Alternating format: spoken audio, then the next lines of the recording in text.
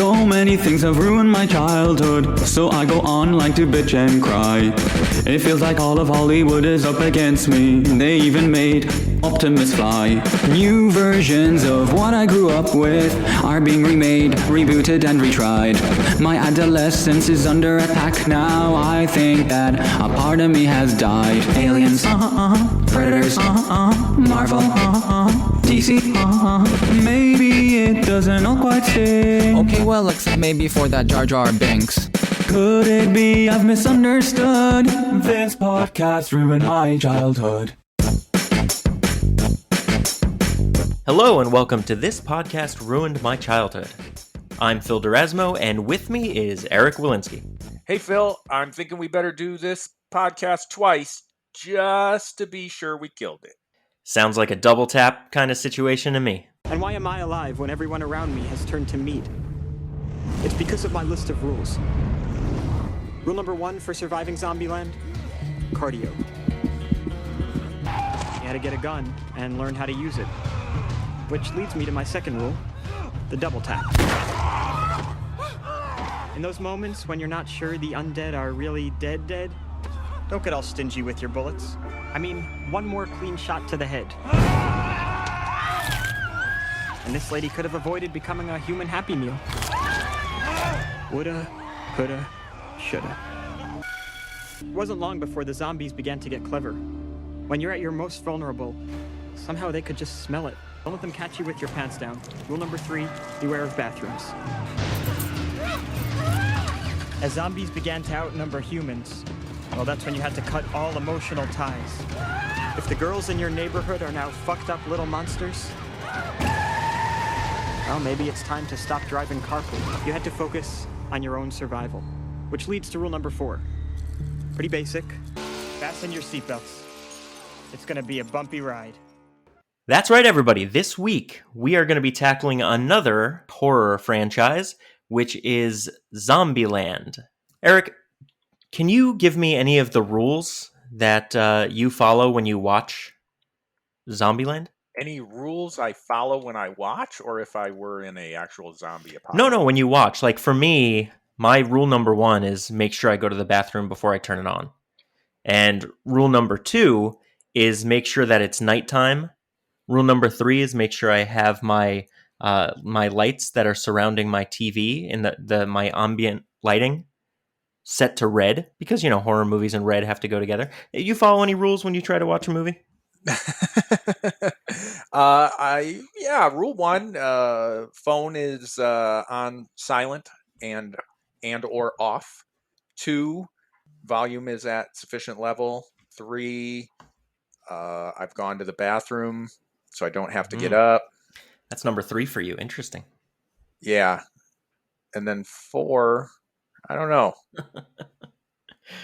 Seems like I've taken us down a little rabbit hole. But yeah, everybody, we're going to be discussing Zombieland, which was, you know, in my humble opinion, one of the best zombie movies that had come out in a long time.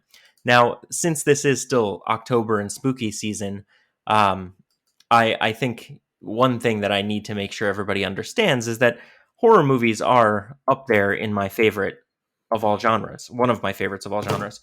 And Zombieland came out at a time when I was just in like a zombie craze. So in 2009, this movie came out and just blew me away. It was fun, it was funny, it was gruesome and gory, and it put a different spin on the zombie apocalypse. And it really shined the light on what would happen to, you know, someone like me or someone like you if we really were hit with a zombie apocalypse. There would be people out there trying to figure out how to survive. There would be people out there just having fun killing zombies. There would be people out there with rules on how to stay alive. It took the genre in a way that was a little bit different than what we'd seen, which is that the outbreak happens and they're running against time to get to a lab, or they're trying to figure out how to stop it. There was none of that here. They just had to live with it and figure out how to live best with it. So I don't know, Eric, how do you feel about the first Zombieland? Yeah, well, it's definitely a lighthearted look at the apocalypse for sure. I'd say, Shaun of the Dead took us there 5 years prior Hmm. with a For more sure. fun, tongue-in-cheek kind of look. That one, obviously, unique stories. That one was more about how oblivious the characters were to the real dangers at first and everything, and they're experiencing it, as it happened. Whereas Zombieland, when we meet Columbus and Tallahassee, it's evident that the apocalypse has gone on for quite some time because of all the cars that are wrecked and all the buildings and all the destruction and everything. So, um, I liked what Zombieland did. They they didn't waste any time. Just alluded to a virus that happened to come in and wreak havoc. There's nothing major. That was another thing Shaun of the Dead did. It very loosely and kind of comically at the end wrapped up that it was some sort of rabid monkey virus from space, Hmm. and that's great. See, that's and I think, and I'm kind of jumping around here, but that's what zombie movies need more than any other monster genre, is a good set of interesting characters that you can identify with and that you can follow along with and that you care about. Because a zombie as a monster, obviously, there's no real backstory there. It's an undead creature coming to eat your brain. Right. There's no, like, even if that person used to be somebody, like Walking Dead had a couple of those where we saw like Merle come back from the dead, and Hmm. and John Bernthal's character came back from the dead. uh, they had their backstory and everything, and we only see them momentarily as zombies before they're killed. But I think that's why Zombieland works, is because you just come to like the characters. You're interested in their story, and a zombie movie is not going to work if you really don't care about those people. Um, I know you could say that about other horror movies as well, but it's Freddy Krueger has a backstory. Right. Jason Voorhees has a backstory. There's more mystery around where did this monster come from and how do we stop it, and that's what makes those interesting. Whereas a zombie movie, you can just explain, "Oh, it's a virus, go." Hmm. Yep. Yeah, and in this movie, that they don't even try to tackle it, which is great. It's kind of like you said in Shaun of the Dead, same kind of thing. They don't say where it came from; it's just happening, and it's happening around them, and they're oblivious to it. But yeah, you said it's like they're there for the outbreak. I just love the fact that Zombieland takes place months, probably maybe a year into the outbreak. We don't ever really get a defined timeline, and even with the second movie, which we'll talk about in a little bit, um, we don't get a defined timeline as to how long it's been since it all started, and how long even it's been between movies when we come, 10 years later to shoot Zombieland Double Tap. Um, we just know it's been quite some time, but they're not they're not adhering to any timeline that we can tell, because even when I was watching Double Tap trying to figure out when is this, they're celebrating Christmas, but Abigail Breslin's character of Little Rock says it's November 17th. It isn't even Christmas. So everything's all kinds of wacky. November 17th, it's actually Life Day. That's true. It is. That's probably why they were celebrating Christmas on the most important holiday That for makes sense. That Chewbacca makes and his sense family. Hmm. for sure. Yeah, I can't wait till we get to that episode of the show. Well, you did hit on one minor point there, Abigail Breslin. The other actors, the other three principals, are old enough that it's kind of indiscernible that it's been from 2009 to 2019, whereas Abigail Breslin was certainly a younger person. Hmm.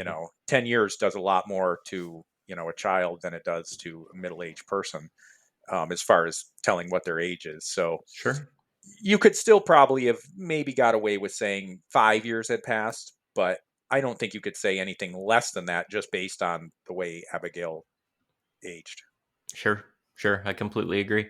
So, we made light of it before, but the rules are so fun. The way that Ruben Fleischer filmed this movie, and the way that he directed the CG or special effects team to put up the rules on the screen and have the zombies or other things in the real world interact with the words that were on the screen Hmm. was genius. I thought it was hilarious to watch, and it just added an extra element to what I was enjoying.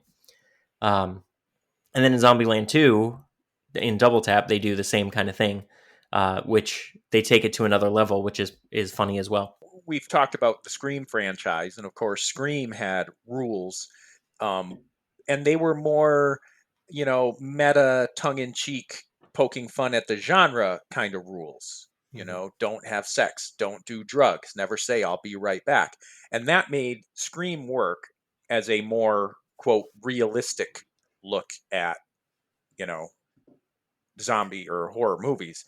Whereas the Zombieland rules, I thought, were very interesting because it's the sort of stuff that you wouldn't necessarily think of, but then when you hear it, you're like, well, that makes sense. Like rule number 1, cardio.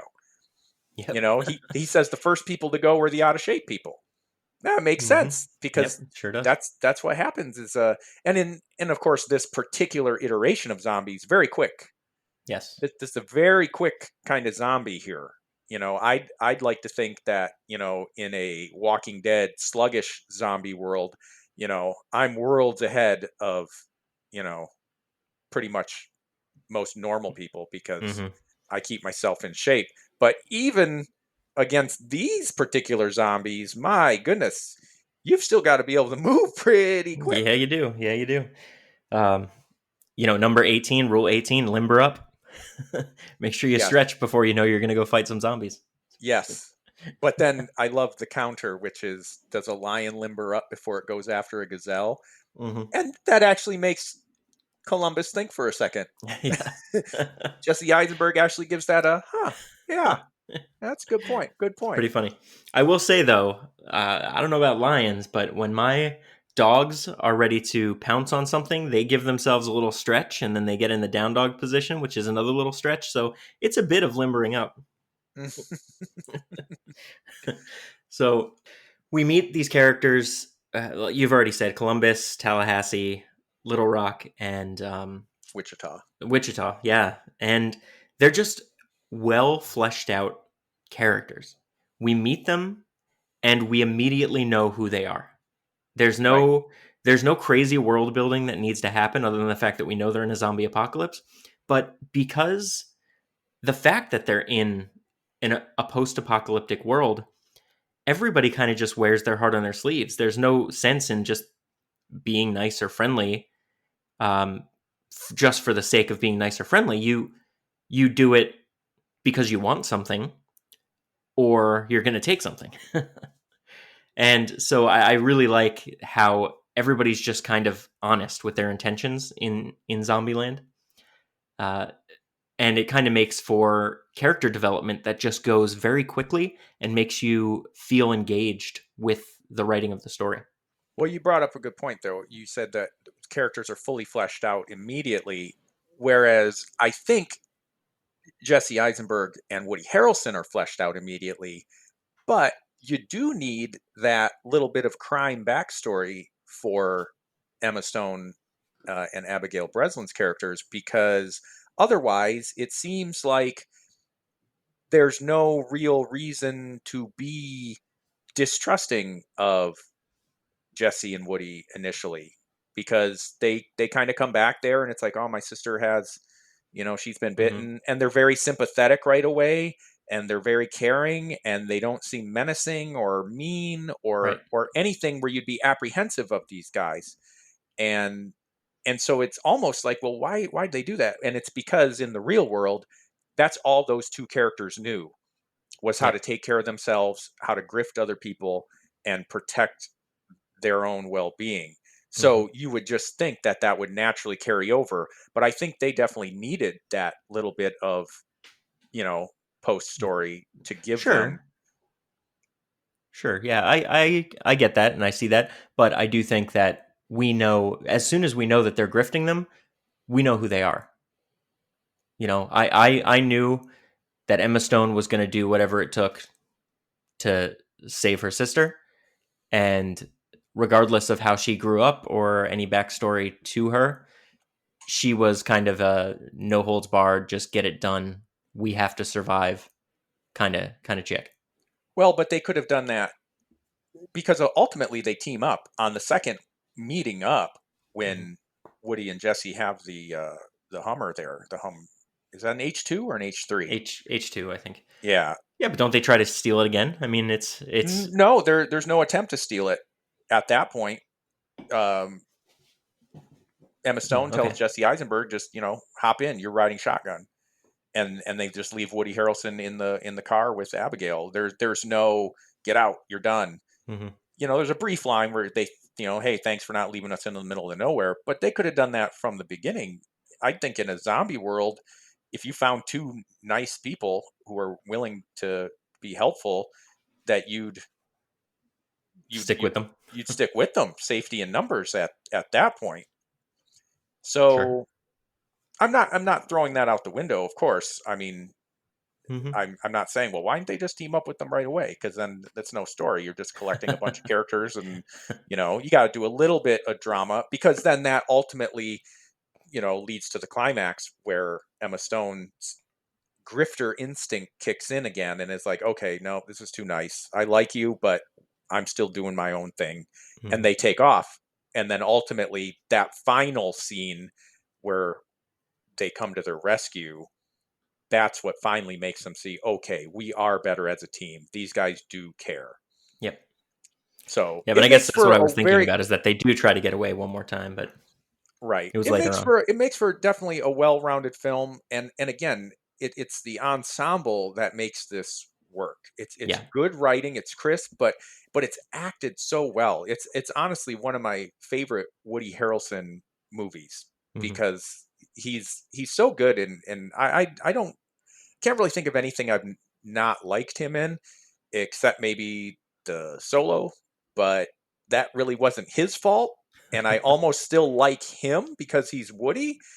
It's just he didn't fit well with the Solo movie, but that's getting off track. My point is, I thought Woody Harrelson was perfect in this. He's so funny. And the scene when they meet Bill Murray and he goes over the top in his respect and adoration for Bill Murray, and he just keeps gushing. And I'm just thinking, like, these guys were in Kingpin together, and I just wonder, like, if they got along and they were having all these laughs, and then Woody's like, hey, I'm going to be in this movie, and dude, we need a big star to be the guy. We got to bring you along.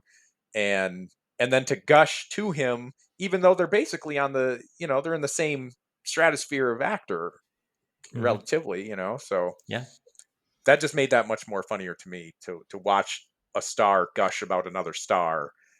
And anyway, very funny. Very funny.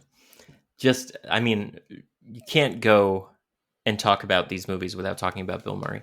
So it's just, he is amazing in his cameo. I just can't say enough about how, we love Bill Murray. We love him in Ghostbusters. We love him in Stripes. We love him in pretty much everything he's ever been in. But the fact that Bill Murray is in this movie and goes in and pretends to be a zombie to then get killed, which then comes back in the second movie where they call killing someone who's not a zombie as murraying somebody, is hilarious. It's hilarious, but if I'm going to nitpick anything... Yeah, no, I know exactly what you're going to say. How did anybody ever know about it? I know. How'd that get around? The only 4 people who knew about it, who did they talk to spread this around? Yeah. You'd think that maybe Bill Murray didn't actually die when he died like 15 times and he got up and wrote a note that I was killed. I don't know.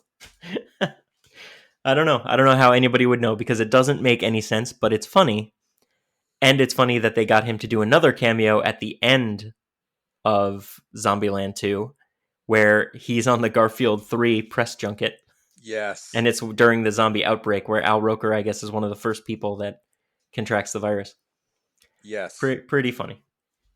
I I think it's even funnier too because it's referenced in the first Zombieland when he asks him if he has any regrets, and he says Yeah. maybe Garfield, Yeah. and Yep. then that comes back in the extra scene.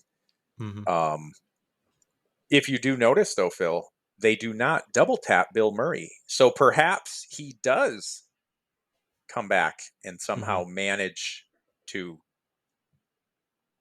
He Yeah. couldn't have. He was a zombie, but I'm just saying he was not double tapped. Right. I don't know what they were thinking on that one. Yep. They just left him there to die and become a zombie, which is very weird. Yeah. But anyway, I give Zombieland 1, like I've already said, I've gushed about it enough. You're right. 5 years after Shaun of the Dead, when Shaun of the Dead rewrote how we could look at zombie movies, this was the perfect entry that I could see as a follow up to something like Shaun of the Dead.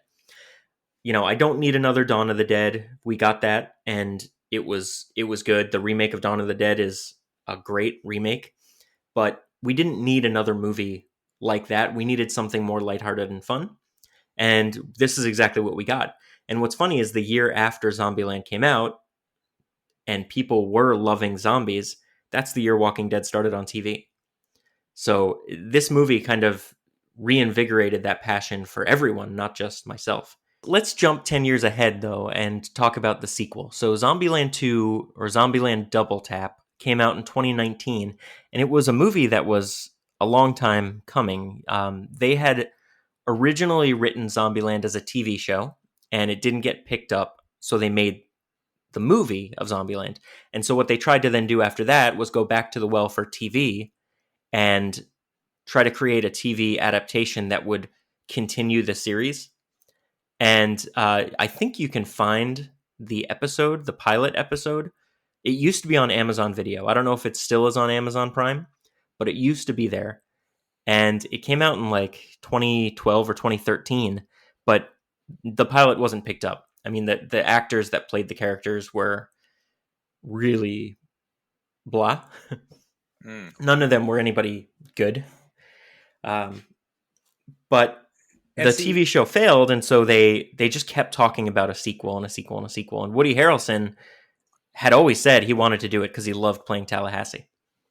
But there was just too much going on for the director, the writers, and the actors. But luckily, they were able to come back together. So I'm sorry, you were about to say something? well, your fact about the TV show with the actors being blah, and that was my point earlier, is that to carry a zombie movie, you have to have interesting, relatable characters. That's why The Walking Dead was so interesting, because you had this really interesting story going with the humans, and the zombies are just the little raw factor that just pops up once in a while. But if you had bland characters and bland story, zombies don't carry a show like that. But theoretically, you could make a Freddy Krueger TV show, because Freddy is the interesting part of it, and you could have kind of a lackluster human crew, as it were. But if when you flip that around, you have a faceless monster, you've got to have that Yeah, for sure. engaging dynamic. For sure. Yeah. Um, and so yeah, that TV show failed because they just couldn't pull together the magic that the cast in the film did. Mm-hmm.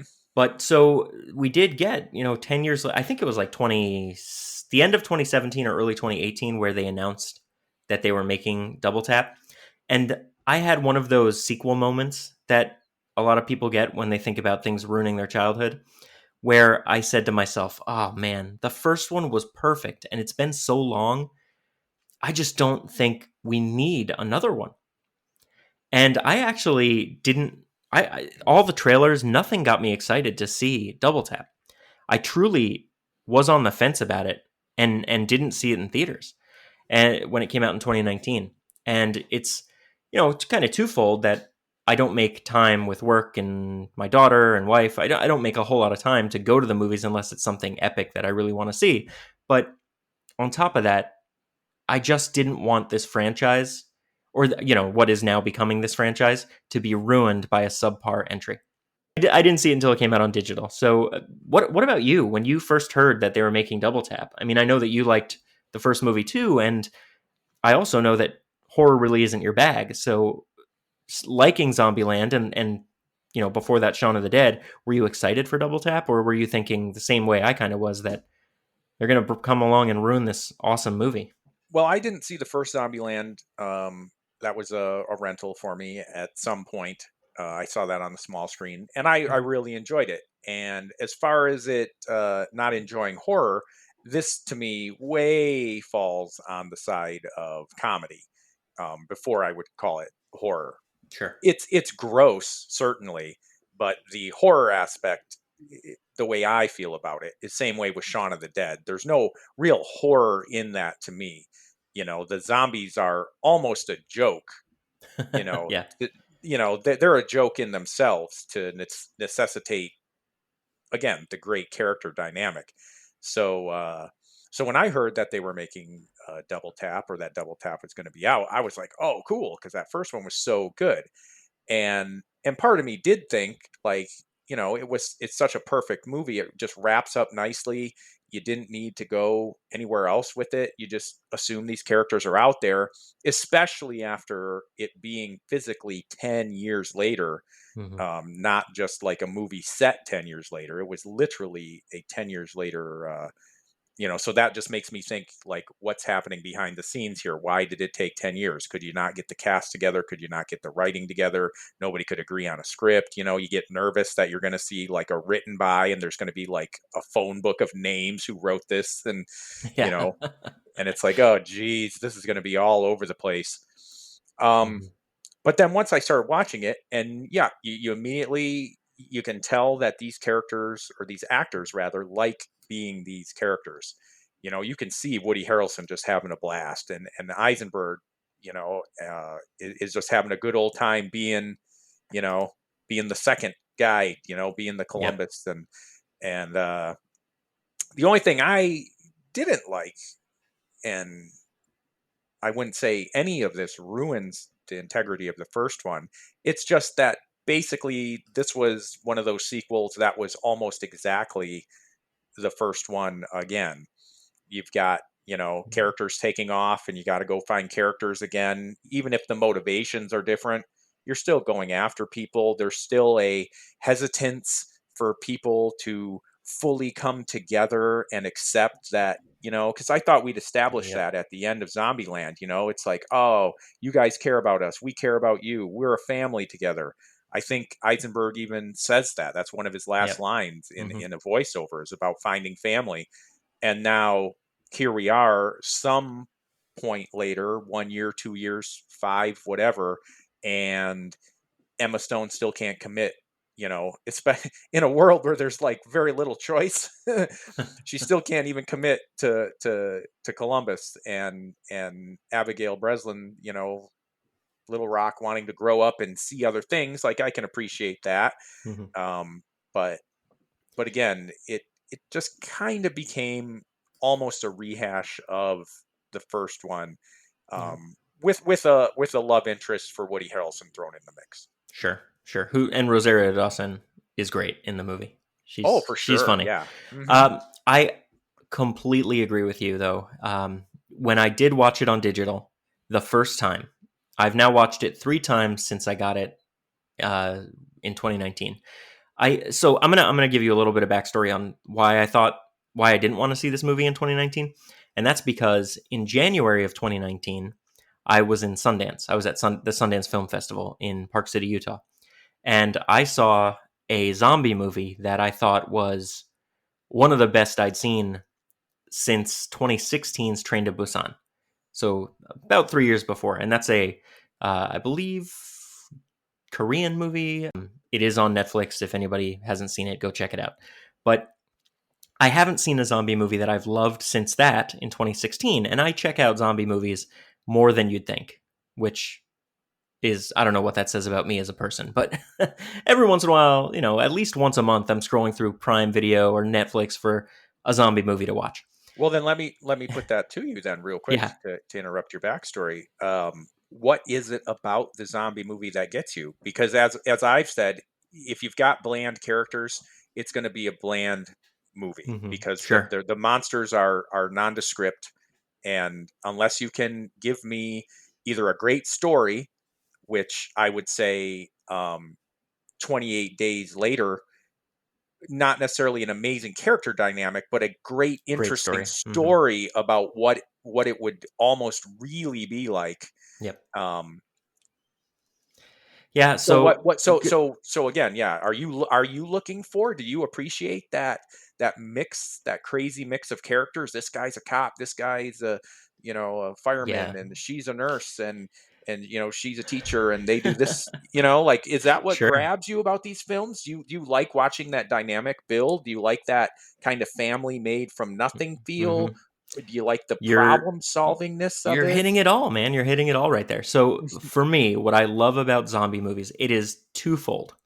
I love seeing a band of people, or I should say, I love seeing a group of people band together for a common goal. And that's, I love superhero movies for that same kind of thing. Like The Avengers was awesome. That scene where the Avengers are all standing in New York City and there's this the rotating shot around them.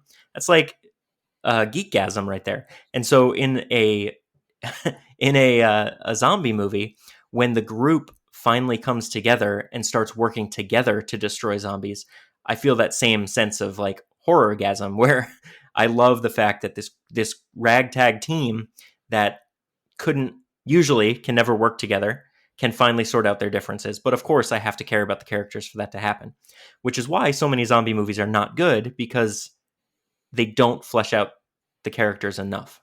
They focus Hmm. more on flesh eating than fleshing out characters. Hmm. So, but that's the other part. Sometimes I'm just looking to scroll on my phone while I'm playing a movie that I've never seen in the background. And in those instances, when I'm looking for a zombie movie, I'm more focused on the kills. I want to see some interesting ways that zombies corner people or track people or attack people. And I also want to see the really interesting ways that the lead characters are finding new ways to kill zombies. Which every zombie movie has a, what do they call it in this? In Zombieland, is Zombie Killer of the Week, and in Zombieland Double Tap, it's Zombie Killer of the Year. Every zombie movie has one of those kills that you're just like, oh yeah, that's what I paid for admission for. So I'm looking for both of those things. I'm looking for that ragtag team to come together and create a family dynamic, and I'm looking for the gruesome, gory, both zombies eating people and zombies getting killed by the people. Interesting. And Train to Busan, not to speak too much about that film, but it's a great character piece. This group of people is trapped on a train during a zombie outbreak, and the train is going to what they Busan. find out while they're on the train. It's going to Busan as a safe location. It's one of the last stops on the train, and it's been deemed a safe zone. And of course, when they get there, you find out what happened to Busan. But a sequel has just come out, and I can't wait for that to hit the US because I can't wait to see it. But anyway, going back to Sundance Film Festival, the movie Little Monsters came out in 2019, and it was released at Sundance, and my wife and I were there, and we were in the premiere screening where the main actors were there, and they all came out and did a Q&A after the film, and it just makes the film all that more special when you get to see them in that environment. Lupita Nyong'o, Josh Gad, this amazing cast of children, because it's a zombie movie with kids in it. This amazing cast of kids that you could tell this was their first movie, their first premiere. They were all so excited to be there. That whole experience made that movie special. So Little Monsters was up there as the best zombie movie I'd seen in 2019, and 2019 was only 3 or 4 weeks old. So I was, again, worried that Zombieland Double Tap was just going to be a retread of the first one, and it was going to be pretty much a boring film because it'll have shown me everything I had already seen. And guess what it did? It showed me everything I had already seen. I was going to say, I'm going to guess it did that because it didn't really have anything new. Yep. It just had a different location for its climax. It had a different setup. Yep. It showed you that there are more people in the world, but but those people, right, But that's those it. people came too late in the movie to make a real impact on the story. You would have needed to have found them in Yep. the middle of the movie to see like, oh wow, look how they're working together, or look how inefficient they are, or something, to make you get to a different type of conclusion. But ultimately, Yep. it's just Exactly. they sort of do find, a happy safe zone, and and then the end, because I really hope that is the end. Mhm. I don't foresee a need for a Zombieland 3. Anymore. um I think 1 Yeah. and 2 Yeah. together. Zombieland 3, wash your hands. Yeah, we're in Zombieland 3.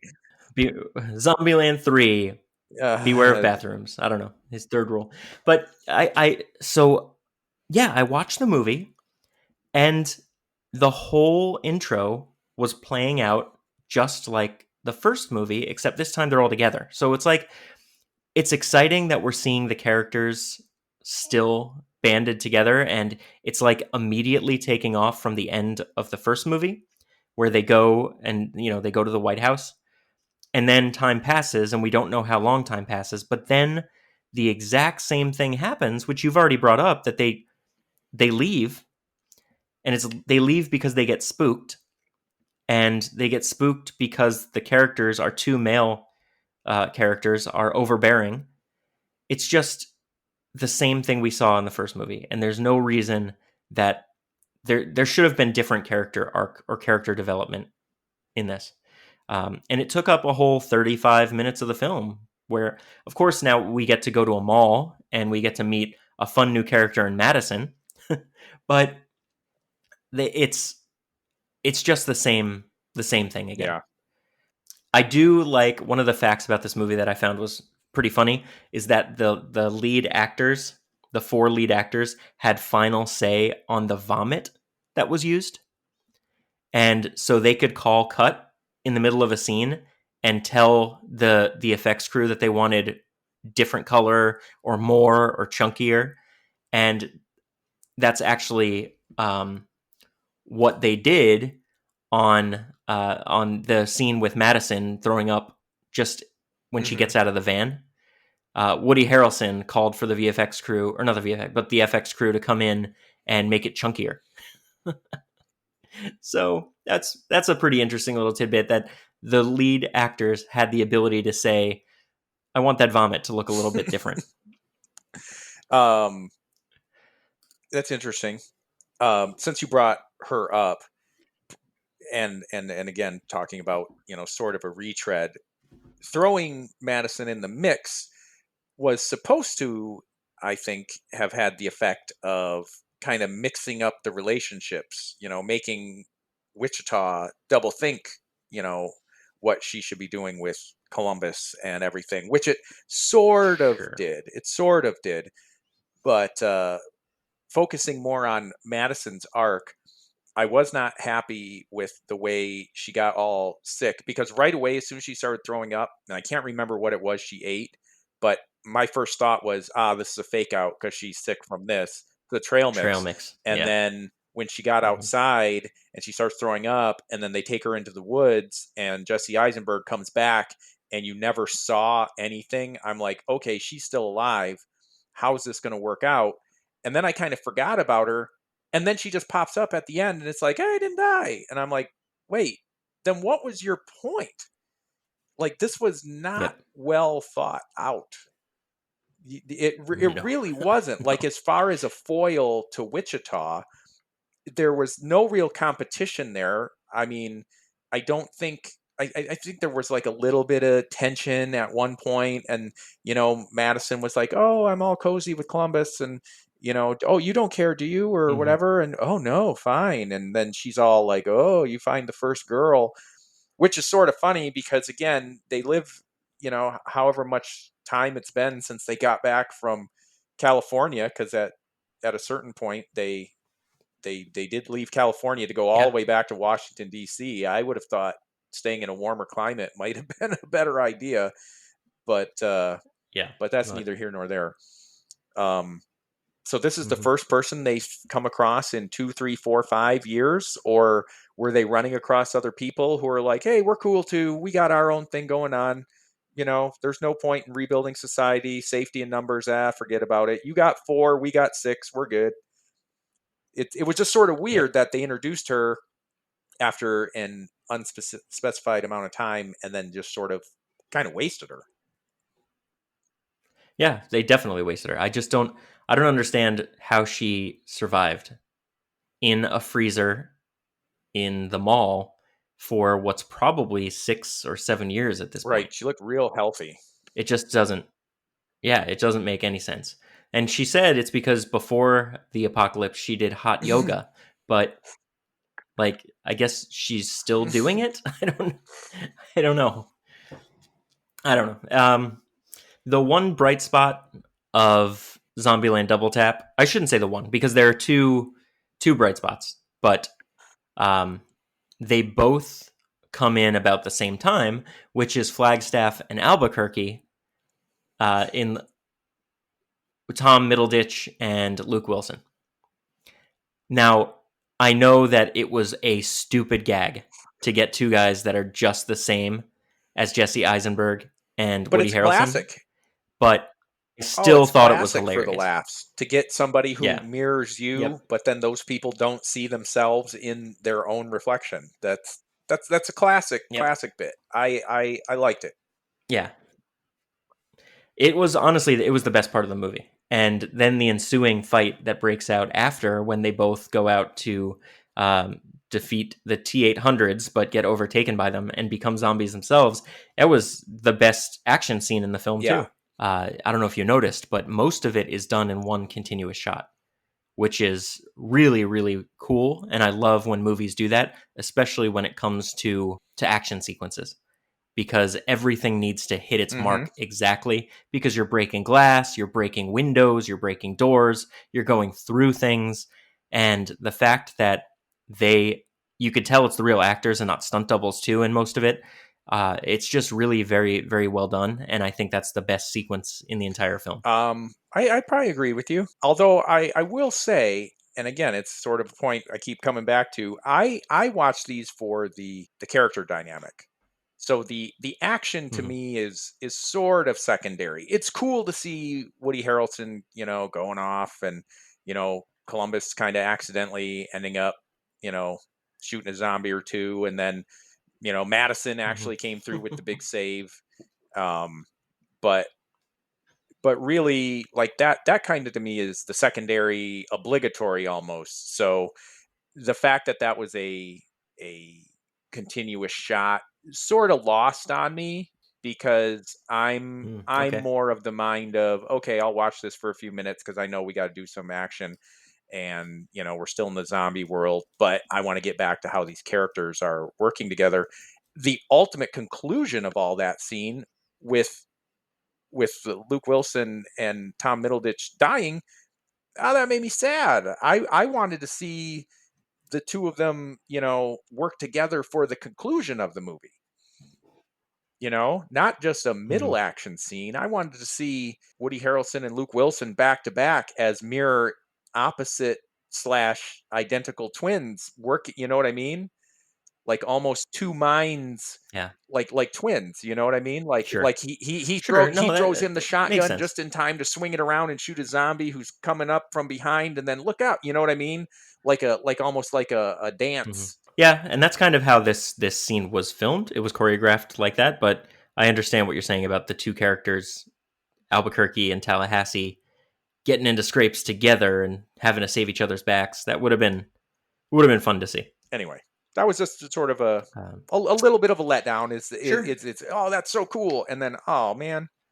Because if anything, like you talked Mhm. about, looking at the trailer and knowing the movie was coming out and none of it really interested you, that did interest me, that there was mirror opposites or identicals, however you want to say it. And I'm like, oh, that's hilarious. Let's see what they do Mhm. with it. Because as you said, it's an old Yeah. gag, and it is, but an old gag in a new, brilliant way. I like when you watch the same old trope, as it were, but used in a brand new, like, oh, that makes that Sure. fresh. I've never thought about doing Yeah. it that way, or even if you do it the exact same way, but you have two high caliber actors doing it better than it's ever been done, can also make it fresh to me. Yeah, I agree. If we were introduced to Albuquerque and Flagstaff halfway through instead of 2/3 of the way through, and they hung around for about a third of the movie, it would have been more satisfying to see them go out. The joke was supposed to be these guys are the same, but just not as good. But they're also up against the new kind of zombie, the brand new T-800. It's funny that Albuquerque and Flagstaff had his commandments, and they called those types of zombies something different than T-800s, but Now, see, here's I'm going to disagree with you slightly and say I found that very amusing, yes, but I also found it unnecessary. Because, like I said, zombies are just sort of a faceless thing. You don't need to give them anything else. And again, I felt like giving them these qualities only kind of worked as a little bit of a gag and never really drove the story any further. Because I would almost argue that at the end of Zombieland, these zombies are already doing things that most typical zombie horror movie zombies don't do, which Mhm. is, the girl used the doorknob at the beginning of Zombieland in Jesse Eisenberg's apartment. She turned the handle, and Sure. then they climbed the ladders to go up to Emma Stone when she was up in the hot shot ride. And zombies don't Mhm. climb ladders. They can get over things, but in a World War Z sort of fashion where there's just so many of them piling and piling and piling Yeah, they're on each climbing other. up. And Mhm. that just didn't happen with this. So I already found these zombies to be more clever than your average zombie. Yeah, I think they just put names to things we had seen before. That's all. So the girl that could open the door, played by Amber Heard in the first movie, Room 406, or he Right. just called her 406. She was probably on the level of a Hawking because she knew how to open doors and she knew how to get around things. And there were some pretty dumb ones in the carnival area that could have been Sure. homers, I'm sure, but it's they just put names to them, and I think that's the point that they were trying to make is, yeah, these zombies, we know what Well, they are, we know they're faceless monsters, but we're putting names to them to make them more of a threat. And yeah, it just turned out to be a gag. Was it a good gag? Not necessarily. I think the only way, I didn't like the fact that the Homer was the dumb one and the Hawking was the smart one, but I did like the fact that zombies are starting to evolve, and so they're getting smarter and they're getting more bulletproof, I guess. I don't know how that makes yeah, sense, see, but they are. that's where I don't like a evolving zombie, because that doesn't make sense Mhm. for the, I guess, truest sense of the zombie term. Just a personal thing. Just a personal Sure. thing. We can still be friends. Okay. All right. Good. I'm glad. But yeah, I like, Um, a zombie is a zombie is a zombie, and I don't think level of intelligence or problem solving ability should factor into anything. I know they did that in one of the yeah. It was one mo- of the Dead's, Land Land of of the the Dead, I Dead. think. Yeah, one was like sort of pumping gas because he used to be a gas station attendant, and part of his brain that still remembered that was Hmm. having him sort of go through the zombie motions. And that's what I mean. A zombie's purpose is to be a faceless obstacle. And Hmm. it's like you said, the team needs to come together to figure out how to take on that massive wave. Because that's where a zombie is the most Yeah. dangerous, obviously. Singly, as long as they're the Right. slow type, you can easily outrun them, Walking Dead style, or you can just, stab them in the face with a spear once you're confident enough to do that. But they're at their most dangerous. And again, you can get into all sorts of symbolism. Herd mentality is what's dangerous, and that's Hmm. that's ultimately what you're Sure. fighting when you're fighting zombies. What Yeah. zombies are. So anyway, Yeah. Every movie has their own play on it, or not every movie, but many zombie movies are try to do their own play on zombies getting intelligent or part of their brain starting Right. to switch back on. Land of the Dead was supposed to get there.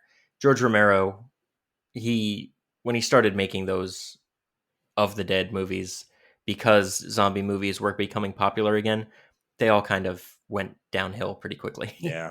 The characters go to Babylon and they come up with this great plan to fight off the horde of T-800s, and they just underestimate how many there are. So much so that Rosario Dawson's character somehow jumps the wall. Doesn't make any sense how, but she jumps the wall in that monster truck and starts running over all the zombies in another brutally violent scene that didn't necessarily need, but Oh, was kind yeah. of cool to watch. I enjoyed her rescue. That was neat. And then you brought up how Madison saved the day later when they dropped like a washing machine on zombies' heads. I don't know how they perfectly dropped them on just the zombies from like 60 stories up, but they did. And it was a cool rescue scene when all the zombies run like lemmings off the building. Again, it had the same feeling as the first movie, where there's this icon in the middle of where they are that's up high that the zombies are trying to get to. It's just it seemed like they took the script of the first one and said, all right, we need to just add they know each other now, so we're going to scratch out where they meet here and put this is the first time they run away. All right, we're going to scratch it out and say he proposes, so Right. they run away. All right, they're at a carnival. Well, now they're in this town called Babylon. They have to climb a Ferris wheel, or that slingshot machine. We're going to cross that out and put tower. Oh, Just completely. it was too I much agree. the same. And that's where I think no childhood ruining going on here, but I definitely think it's where it was just kind of flat unnecessary. It didn't add anything to it. I almost felt like I was watching not even really a continuation of the story as much as just a different way to tell a similar story. Yeah, they have. Okay, there it is. It felt more like a reboot instead of a sequel. Yeah. And that, but with the same characters, which is an odd direction to go. And of course, they meant for it to be a sequel, and it does follow the continued adventures of, but the fact that it was retreading so much tonally made it feel, you're right, more like a reboot. It just seems like, Eric, you and I need to get together and write sequels to movies that don't need sequels, that are old enough that a new generation will appreciate that we're doing homages to the original. That's all we need to do. That's all that Force Awakens was. That's what this was to the original. I mean, there are plenty out there.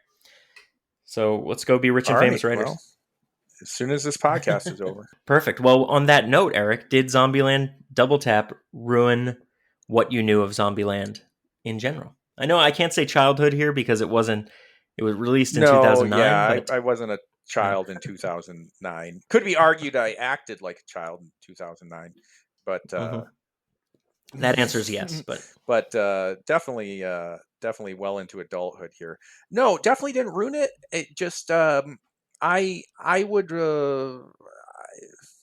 for as much as I did like it and I enjoyed it and it was fun, I think I would have preferred it to be one of those movies that kind of stands up there like Shaun of the Dead, a one shot, one done. Oh, such a great movie, so well, like I'll leave you wanting more, but never give you more.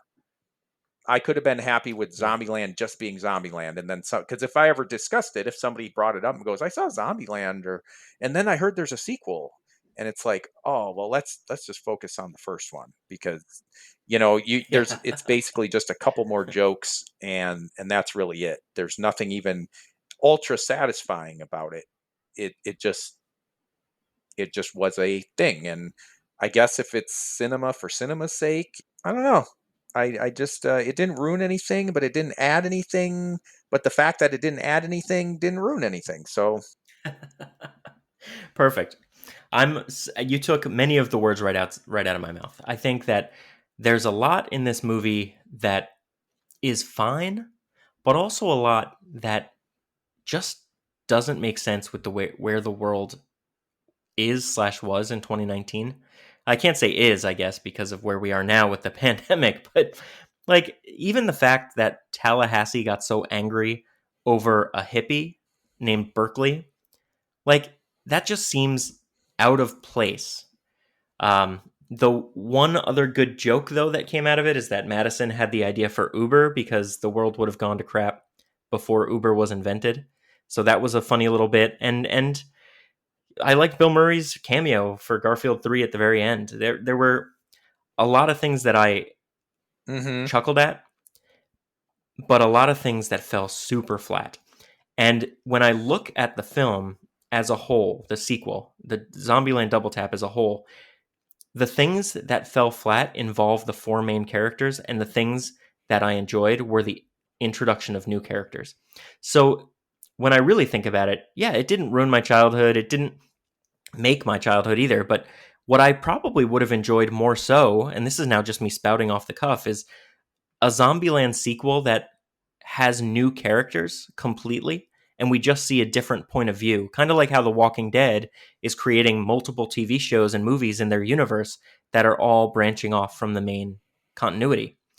That's something that I could have probably got behind with Zombieland 2, but following the further adventures of Tallahassee, Columbus, Wichita, and Little Rock just didn't really do it for me.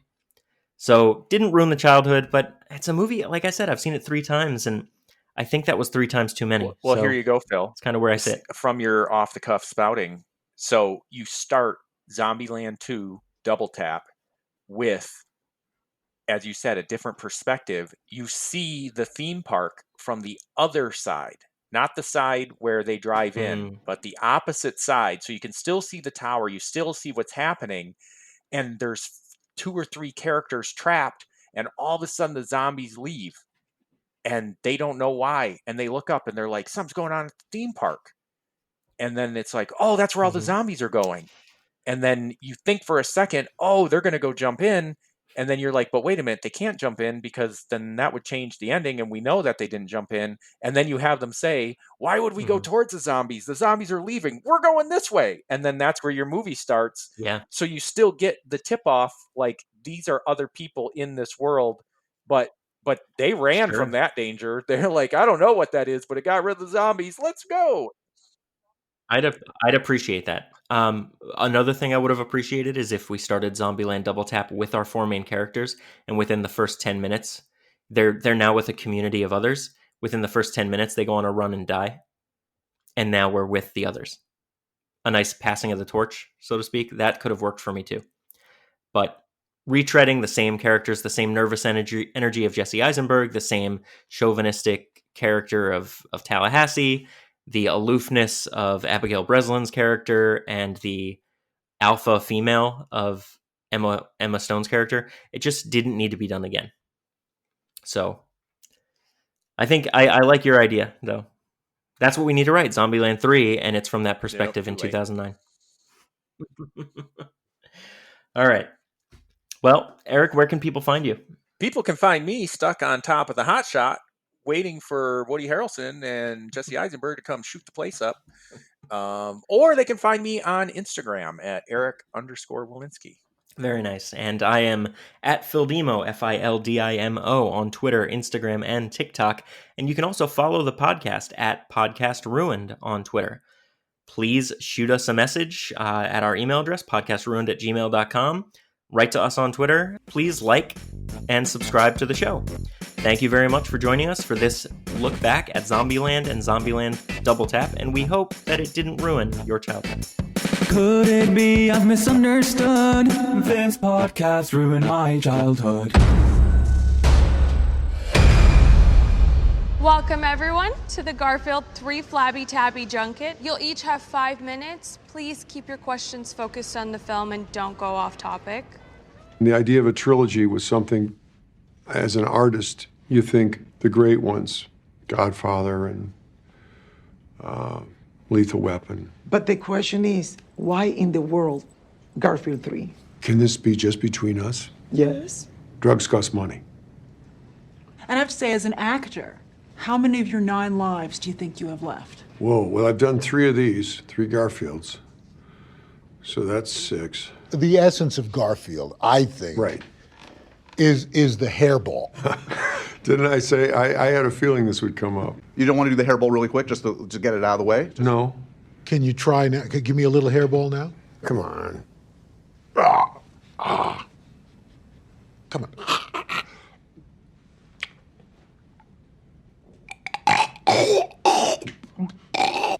How about if I did it with you? Okay, come on. That was close. So I didn't see it until it came out on video, or on on home release digital. You can What still did you say video. If Yeah, people I can don't say know what video. that is, they can Google it. It came out. I didn't see it until it came out on digital.